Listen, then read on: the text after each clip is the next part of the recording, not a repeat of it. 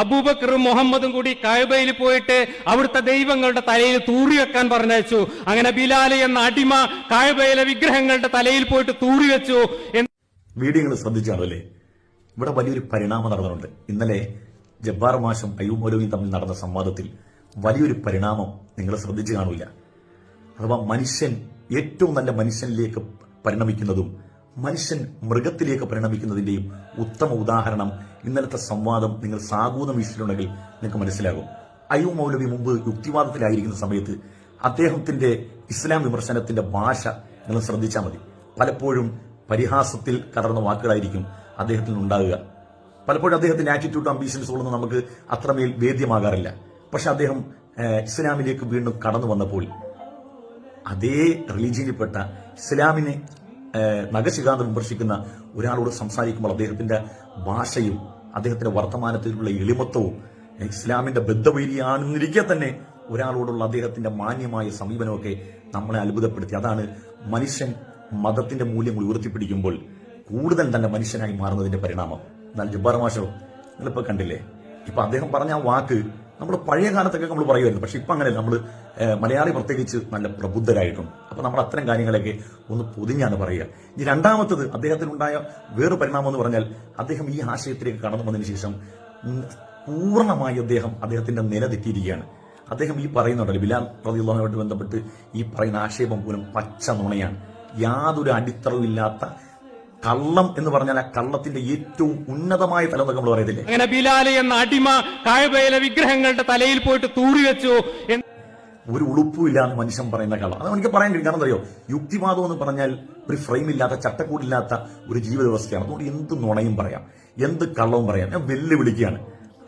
ആധികാരികമായ ഒരു സോഴ്സിലൂടെ അത്തരത്തിലൊരു ചരിത്രം നിങ്ങൾക്ക് കാണിക്കാൻ കഴിയും.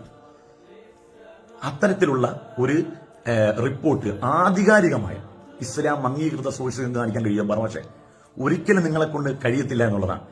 എന്നു മാത്രമാണ് ഇതൊരു വലിയ നുണയല്ലേ? ജനങ്ങൾക്കിടയിൽ വൈര്യമുണ്ടാക്കാൻ വേണ്ടി സൃഷ്ടിച്ചെടുക്കുന്ന വലിയൊരു കാപഢ്യവും നുണയുമല്ലേ? എന്താണത് നുണയാണെന്ന് ഞാൻ ഇത്ര ശക്തിയുക്തം പറയുന്നത്? വിശുദ്ധമായ ഖുർആന്റെ അധ്യാപനം എന്താണ്? പരിശുദ്ധമായ ഖുർആനിൽ 6-ാം അധ്യായത്തിലെ 108-ാമത്തെ വചനം, വലാ തസ്ബുല്ലദീന യദ്ഉന മിൻ ദൂനില്ലാഹ്, അള്ളാഹുവിനെ കൂടാതെ മറ്റുള്ളവരെ ആരാധിക്കുന്നവരുടെ ആരാധ്യ വസ്തുക്കളെ നിങ്ങൾ ചീത്ത പറയാൻ പാടില്ല. ഇപ്പം വിശുദ്ധമായ ഖുർആൻ പരിശോധിച്ചാൽ മാതാപിതാക്കളുടെ സമീപനത്തെക്കുറിച്ച് പറയുന്നിടത്ത് വലാ തഖുല്ലഹുമാ ഉഫിൻ, അവരോട് ചെയ്യുന്ന പോലും പറയാൻ പാടില്ലെന്ന്. ചെയ്യുന്ന പറയാൻ പാടില്ലെങ്കിൽ പിന്നെ ഒന്നും പാടില്ല. അവർക്ക് മാനസിക വിഷമം ഉണ്ടാക്കുന്ന ഒരു വാക്കും പറയാൻ പാടില്ലെന്ന, ഒരു പ്രവൃത്തിയും പാടില്ലെന്ന എന്നതുപോലത്തെ ഒരു ഭാഷാ പ്രയോഗം നോക്കൂ നിങ്ങൾ. മറ്റുള്ളവരെ ആരാധിക്കുന്ന വസ്തുക്കളെ നിങ്ങൾ ആക്ഷേപം പറയാൻ പാടില്ല, ചീത്ത പറയാൻ പാടില്ല. ചീത്ത പറയാൻ പാടില്ലെങ്കിൽ പിന്നെ മനുഷ്യൻ അവന്റെ വിസർജ്യം അല്ലെങ്കിൽ അവന്റെ പ്രാഥമിക കാര്യങ്ങൾ മറ്റുള്ളവർ വിശ്വസിക്കുന്ന ഒരു വസ്തുവിന്റെ മേൽ ചെയ്യുക എന്ന് പറഞ്ഞാൽ എത്രയധികം നീചമായ ഒരു പ്രവൃത്തിയാണ്. അതിന് നബി സല്ലല്ലാഹു അലൈഹി വസല്ലം തങ്ങളുടെ അനുയായിയിൽ നിന്നുണ്ടാവൂ.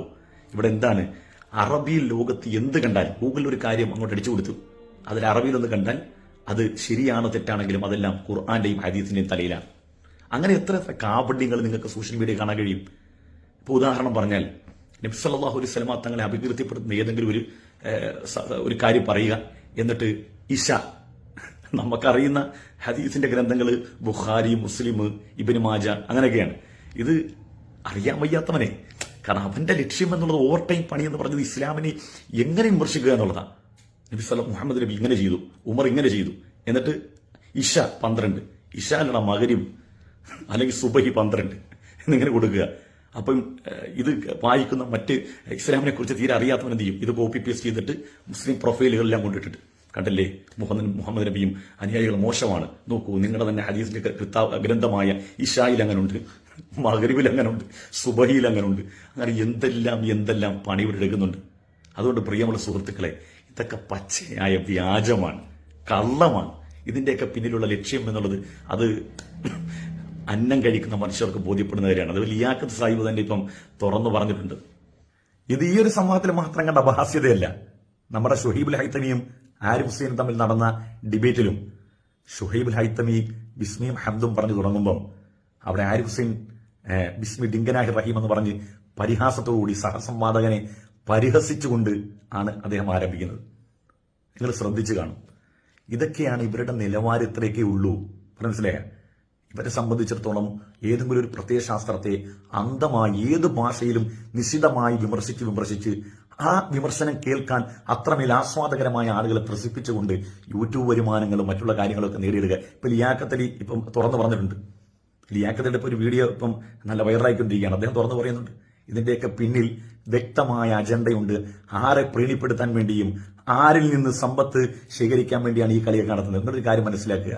ഒരിക്കലും നിങ്ങൾക്ക് ഈ വെളിച്ചത്തെ കെടുത്തിക്കളയാൻ കഴിയില്ല. അത് നിങ്ങൾ പൂർണ്ണമായും നിങ്ങളുടെ മനസ്സിൽ ഈ ഒരു വാക്ക് എപ്പോഴും കുറിച്ചിട്ടോളി. ഇത് ആദ്യത്തെ വിമർശനമോ ആദ്യത്തെ പരിഹാസമൊന്നുമല്ല. ഇതുണ്ടായ കാലം മുതൽ ഇങ്ങനെ തന്നെ പരിഹസിക്കുന്നുണ്ട്. പക്ഷേ പരിഹസിച്ചവനെല്ലാം ഭൂമിയിൽ ചീഞ്ഞടിഞ്ഞു പോയതും ഈ ആശയം ഇവിടെ നിലനിൽക്കുകയും ചെയ്തു. ഇനിയും അത് ഇപ്പൊ ഞാൻ മരിച്ചാലും ഇന്ന് ഈ കാലഘട്ടത്തിൽ ജീവിച്ചിരിക്കുന്ന മനുഷ്യന്മാരെല്ലാവരും മരിച്ചാലും ഇത് തലമുറകളായി ഈ ആശയം, ഈ ധാർമ്മിക മൂല്യം ഇത് കൈമാറ്റം ചെയ്യപ്പെട്ടുകൊണ്ടേയിരിക്കും. ഈ വിമർശിക്കുന്ന വിമർശകർ മണ്ണിൽ അലിഞ്ഞു ചേരുകയും വിമർശിക്കപ്പെട്ട നബി സല്ലല്ലാഹു അലൈഹി വസല്ലം തങ്ങളെന്ന ഏറ്റവും സാംസ്കാരികമായ സമ്പന്നത, ധാർമ്മിക മൂല്യം പഠിപ്പിച്ച നേതാവിന്റെ ആ കീർത്തനങ്ങൾ, യശസ് ഇവിടെ മനുഷ്യർ ഉയർത്തിപ്പിടിച്ചുകൊണ്ടേയിരിക്കും. അതുകൊണ്ട് താൽക്കാലികമായി എന്റെ ഈ സംസാരത്തിന് വിട.